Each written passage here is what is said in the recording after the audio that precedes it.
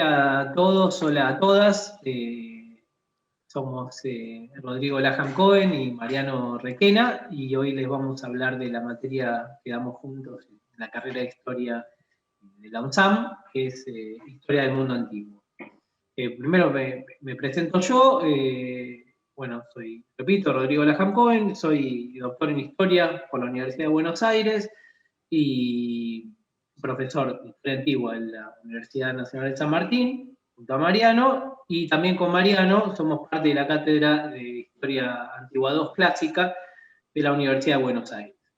Y también soy investigador del CONICET en el Instituto Multidisciplinario de Historia y Ciencias Humanas, donde también soy vicedirector. Eso en cuanto a lo formal, y yo doy la parte de Roma, de la materia, que es la segunda parte.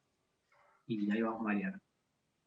Bien, tal como dijo Rodrigo, mi nombre es Mariano Requena, yo soy profesor por la Universidad de Buenos Aires y doctor por la Universidad de Buenos Aires, y me especializo en la parte de Grecia, que es de la Grecia antigua, que es la parte que me toca a mí en la materia de Historia del Mundo Antiguo, y además soy profesor, como ya dijo Rodrigo, en la Cátedra de Historia Antigua II de la Universidad de Buenos Aires y en la Cátedra de Elementos de Prehistoria, Historia de Oriente, Historia Antigua y Alto Medieval de la Universidad General San Martín. Bueno, y en cuanto a los contenidos y al periodo histórico, bueno, como les dijimos, nosotros investigamos lo que en general se llama, investigamos o enseñamos en este caso, el periodo clásico, aunque vamos un poquito antes y un poquito después, ¿no? Porque arrancamos en el mundo micénico y terminamos, digamos, casi en el temprano medioevo. Ahora, como Mariano es el quien primero van a ver, porque es el que da Grecia, Mariano ahora les va a explicar los contenidos, ¿no?, básicos o de los nudos temáticos de la parte de Grecia, que es con la que arrancamos la materia. Bueno, gracias Rodrigo. La materia en general, tal como dijo Rodrigo, abarca un periodo de tiempo bastante amplio, que va desde el mundo micénico, que sería la Edad del Bronce antigua griega, hasta prácticamente el Alto Medioevo, o como nos gusta decir a los clasicistas, el Tardo Antiguo. ¿Sí? En mi caso, me dedico a la primera parte, que tiene que ver con la parte griega en sentido específico, es decir, antes de la aparición de Roma, no desde el punto de vista escalonado en términos históricos, sino desde el punto de vista de la aparición de Roma como una potencia hegemónica que abarca, digamos, y marca una temporalidad en el Mediterráneo antiguo, ¿no? Entonces, mi parte abarca, en términos de contenido, una serie de etapas que son las etapas canónicas, que tiene que ver con, por un lado, el bronce griego, que básicamente se caracteriza por el mundo minoico y micénico, y luego lo que se conoce como época oscura, que es el fin de esos palacios que corresponden al segundo milenio, y la aparición fundamentalmente de la polis, que se divide en dos etapas, que es la etapa arcaica y la etapa clásica, que llega, entre comillas, a su fin, y digo entre comillas porque en realidad la ciudad-estado antigua perdura, no solamente en el mundo helenístico, sino también en el mundo romano, pero desde el punto de vista temático, caduca, digamos, para decir de una manera, desde el punto de vista clásico, en la época clásica propiamente dicha, y abarcaría un periodo que desde el punto de la materia no se abarca en términos de demasiada profundidad, que es el mundo helenístico, ¿no? Entonces, básicamente los contenidos de la materia en la parte griega abarcan mundo de la Edad del Bronce, época oscura, época arcaica, época clásica y algunos elementos del periodo helenístico. Bien, y ahí cuando Mariano termina la primera parte de la materia, arranco yo con Roma. Como bien dice Mariano, el periodo helenístico es algo que tocamos bastante por arriba, que Mariano presenta líneas generales, pero no, como ustedes sabrán, siempre en las materias hay que hacer recortes. Todos los docentes y las docentes creemos que nuestra materia debería demorar 3 años, pero en realidad todo se puede resumir porque uno tiene que seleccionar. Y en Roma los contenidos son la verdad, los contenidos típicos que se suelen ver, digamos, arrancamos con el periodo monárquico, ¿no? Desde la fundación, lo que es la parte que menos conocemos de Roma por la ausencia de fuentes contemporáneas del periodo, pero tratamos de revisitarlo de algún modo, tratando de apelar al registro arqueológico, a las últimas investigaciones del campo, sí, de la arqueología, de la epigrafía, intentando pensar cómo la Roma imperial pensaba su propio pasado, que es lo que más podemos tratar de rescatar de ese periodo monárquico.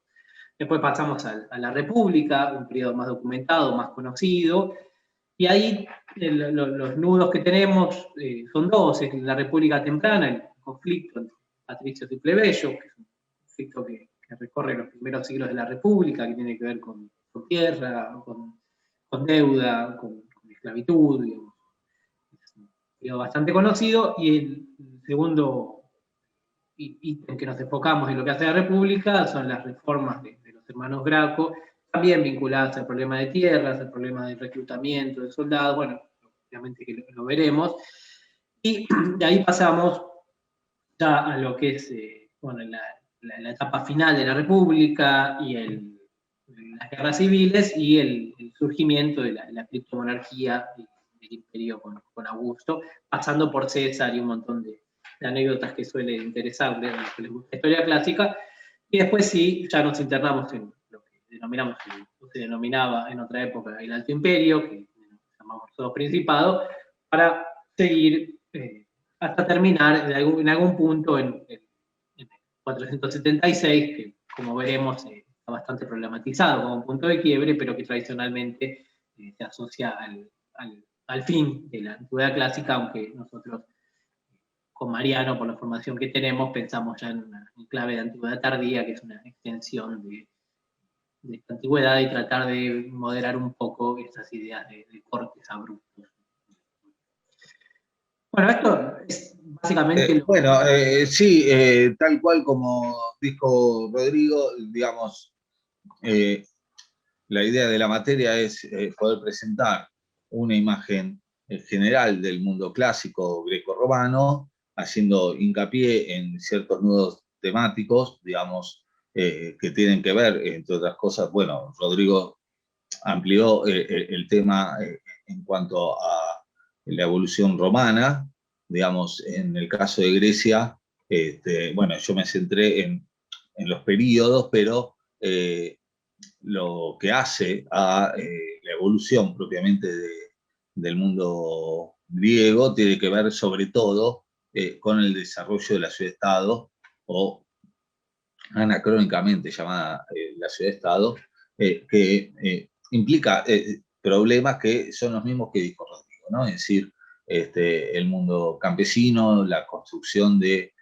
una ciudadanía, los conflictos por la tierra, los conflictos por la participación política, y por supuesto, en lo que hace al mundo griego, la formación, que es lo que después en Roma puede presentarse a modo de la república, en términos de la construcción de una ciudadanía, que en el caso griego implica fundamentalmente el problema de la democracia, ¿no?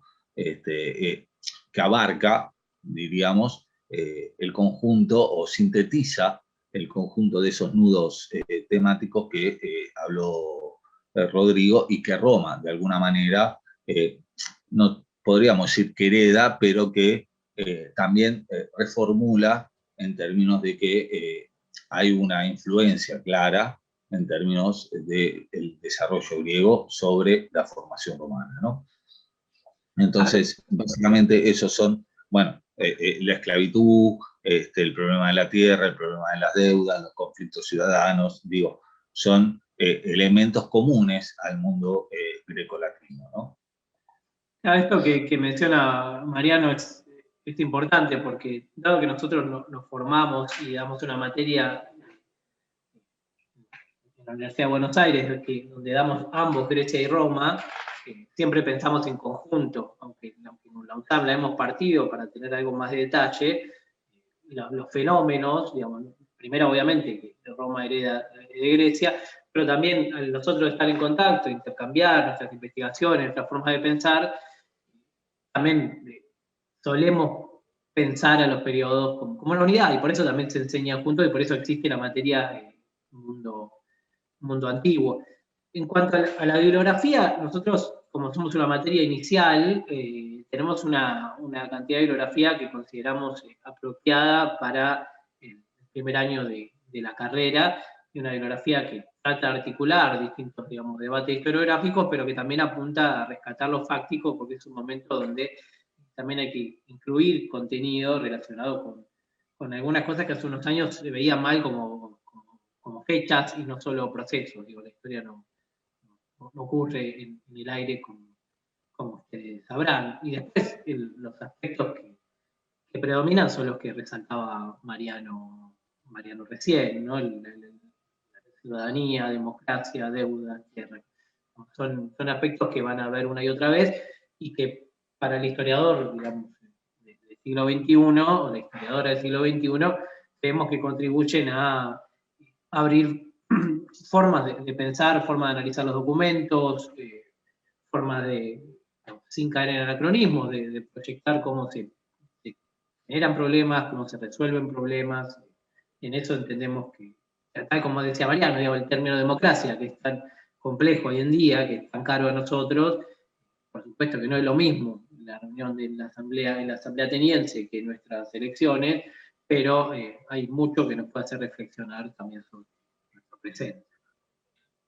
Tal cual, digamos, ¿no? Por un lado tenemos una bibliografía acotada en función de una serie de ejes temáticos que son los ejes canónicos, digamos, de la temporalidad que nosotros abarcamos, a los cuales, desde el punto de vista metodológico, de alguna manera, tanto Rodrigo como yo tratamos de abarcarlo desde un punto de vista de lo que podríamos decir la historia social, sin desmerecer ni desconocer otros enfoques, ¿sí? Y que implica entonces una bibliografía acotada a una serie de problemáticas y a partir de ahí poder abrir una serie de preguntas, interrogantes y desarrollos que permitan, digamos, una comprensión que de alguna manera no inhibe de la posibilidad del anacronismo, porque de alguna forma la pregunta por el pasado es siempre una pregunta desde el presente, pero tratar de establecer cierta distancia entre lo que sería la respuesta o las características y la conducta de los actores en su época respecto de las preguntas que nosotros queremos resolver desde el hoy, ¿no? Entonces, la bibliografía tiene ese doble sentido, es decir, acotar el problema desde cuál es la conducta de los actores históricos y a partir de ahí poder reflexionar en un sentido más general, insisto, con un enfoque tal vez más de historia social, pero sin desconocer las problemáticas que traen otro tipo de enfoque, que puede ser la historia intelectual, la historia de la mentalidad, la historia conceptual, etcétera, etcétera. Mariano antes lo comentó, y creo que la materia, primero, insisto, y acá hay que ser sinceros, nosotros venimos de trabajar juntos y de formarnos juntos, si bien nos cursamos en paralelo, pero cuando uno entra de joven a una cátedra, se forma en esa cátedra. Bien, entonces, nuestro principal énfasis es en la historia social. Si bien yo en lo personal investigo historia de las religiones, de todos modos, mi enfoque de estas religiones es siempre tratando de ir hacia lo social. No soy un teólogo ni mucho menos. Y entonces, los nudos temáticos que nosotros mencionamos están siempre en esa zona. Entonces, cuando nosotros la materia la armamos, la imaginamos, ya veníamos con esta idea de rescatar, digamos, en el caso de Roma, esto de centrarnos en la reforma de los hermanos Graco, que es un evento importante en Roma, pero uno podría hacer una historia de Roma y ponerlo como una anécdota, que es lo que se hace en otras historias. Nuestra decisión de incluirlo ahí tiene que ver con el peso que tiene el tema en áreas que consideramos vitales, como es el campesinado romano, su vinculación con el ejército, la aparición de la esclavitud mercancía de modo masivo. Y entonces, para nosotros, la reforma de los Graco, esto es estructurante de lo que hubo antes y de lo que vendrá después. Después, por supuesto, hay otros aspectos que en lo personal a mí me interesan y por eso está en el programa, como es el tema del surgimiento del cristianismo y cómo se articula con la religiosidad romana y qué efectos tiene en la propia sociedad, pero vuelvo a lo que dice Mariano, sin duda cuando pensamos en el programa, para nosotros lo central es la historia social. Sí, tal cual, para seguir en la misma línea que marca Rodrigo, digamos, el programa está pensado de alguna manera sobre ese enfoque, centrándonos en ese tipo de perspectiva sin desconocer otros elementos que, dado que es una materia inicial, exige un recorte y por lo tanto uno no puede dar todas las cuestiones que uno quisiera, digamos, así como Rodrigo le interesa ciertas cuestiones de religiosidad, en lo personal a mí lo que yo me dedico desde el punto de vista de mi investigación tiene que ver con cierto tipo de conflictividad política que se desarrolla en el marco de la democracia y fundamentalmente en lo que tópicamente se considera el declive de la Atenas democrática, pero bueno, digamos, no podemos no dar otros temas o centrarnos en los temas que simplemente uno investiga, ¿no? Uno tiene que dar un pantallazo general para que los alumnos se formen con ciertos contenidos que en todo caso podrán desarrollar más adelante, ¿no? Y en ese sentido, la materia, a mi juicio, lo que tiene de positivo es que justamente al ofrecer esa imagen general, permite recorrer una serie de tópicos comunes que anudan, insisto, la característica del mundo griego con las características del mundo romano, porque más allá de las particularidades que puede ofrecer un espacio y el otro, hay ciertos elementos que son comunes porque lo que anuda de alguna manera tiene que ver con justamente la característica de, entre comillas, ciudad-estado que formula, digamos, o que a priori aparece en Grecia, pero que luego reproduce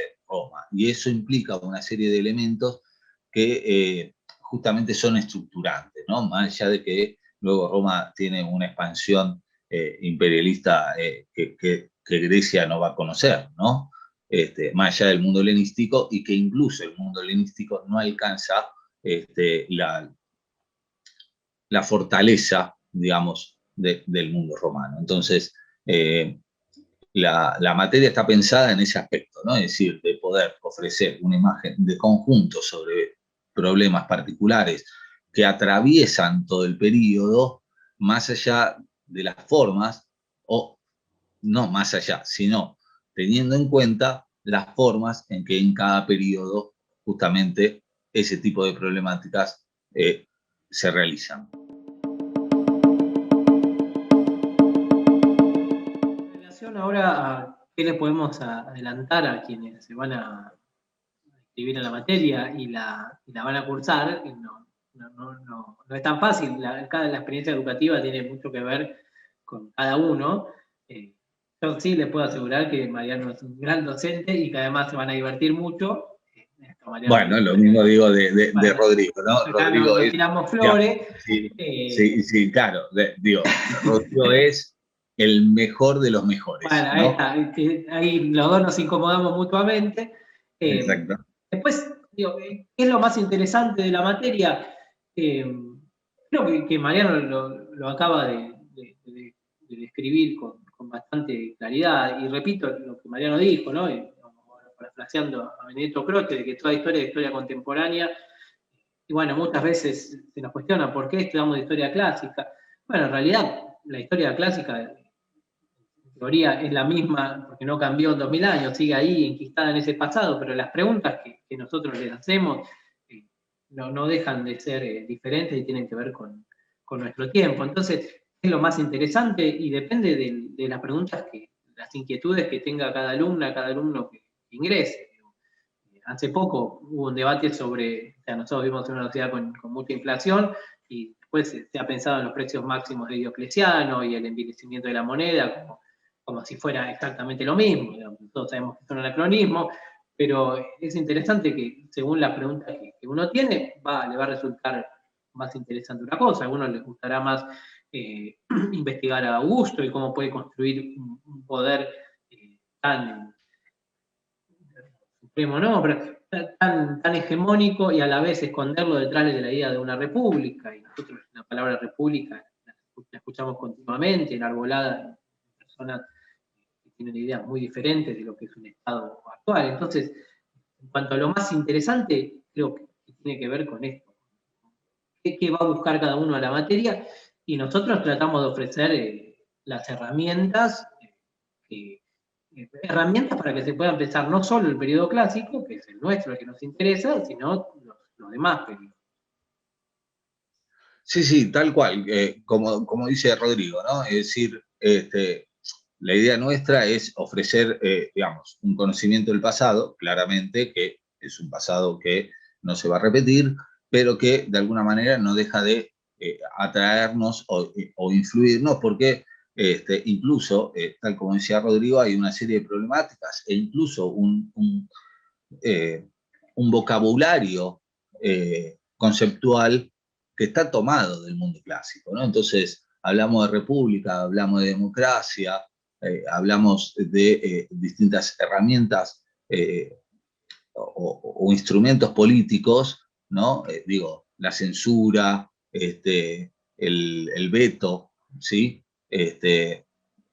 Los comicios, ¿sí? El voto, ¿sí? Y que para nosotros del mundo moderno puede estar relativamente naturalizados, pero que tienen su raíz de alguna manera en ese mundo antiguo que por distintas razones que no podemos avanzar ahora,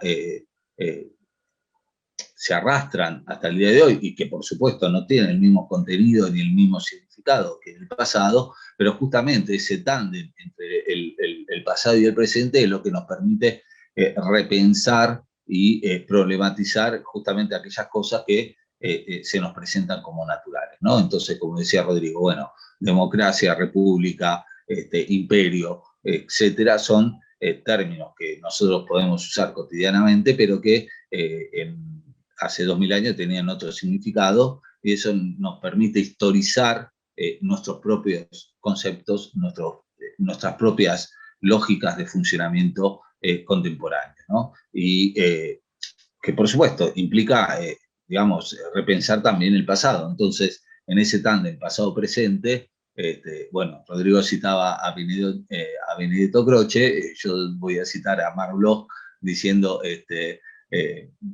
el presente explica el pasado, digo, la materia intenta ofrecer esas herramientas para que los alumnos iniciales puedan construir de alguna manera un sentido histórico que luego con la carrera irán desarrollando más en profundidad. Bien, bueno, yo creo que con esto dimos una idea general de la materia. Y los invitamos a inscribirse. Además, no tienen otra. Si quieren recibirse, tienen que pasar por Historia del Mundo Antiguo, esa es obligatoria. Así que, bueno, nos veremos pronto, y ojalá pronto en la presencialidad. Y si no, será dentro de un año en presencialidad, si no, será virtual. Tal cual, y simplemente para agregar, esperemos que les guste la materia y que la transiten con fervor, digamos, ¿no? Con con ímpetu, para decirlo de una manera, ¿no? Es decir, como dice Rodrigo, bueno, no le queda otra, la tienen que hacer, pero bueno, ojalá que más allá de la obligatoriedad, la materia les agrade.